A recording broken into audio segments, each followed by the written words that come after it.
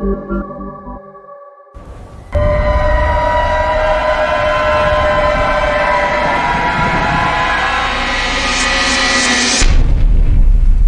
भारत की ठंडी वादियों के बीच ऊटी की धुंध में एक पुराना होटल खड़ा है, फर्नहिल होटल, जिसका नाम सुनते ही लोगों के चेहरों पर डर उतर आता है।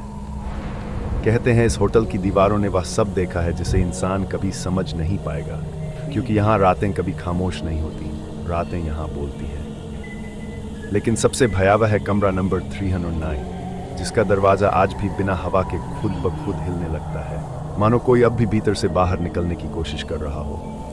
कई साल पहले इसी कमरे में एक स्त्री की चीख थी। लोग कहते हैं उस रात उसकी आंखों में लाल भयावह चमक थी, जैसे वह इंसान नहीं, या शायद इंसान से कुछ अधिक थी।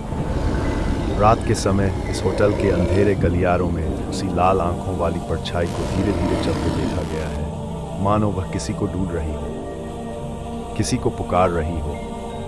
और लोग मानते हैं कि यदि तुमने उसकी आंखों में सीधा देखा तो तुम भी इस होटल का हिस्सा बन जाते हो, हमेशा के लिए। ये केवल कहानी नहीं है, ये एक सच्चाई है।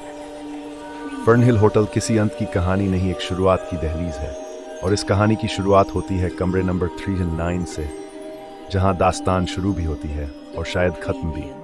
अब दरवाजा धीरे धीरे खुल रहा है, जैसे कोई तुम्हें अंदर बुला रहा हो। क्या तुम तैयार हो उस अंधेरे के पार कदम रखने के लिए?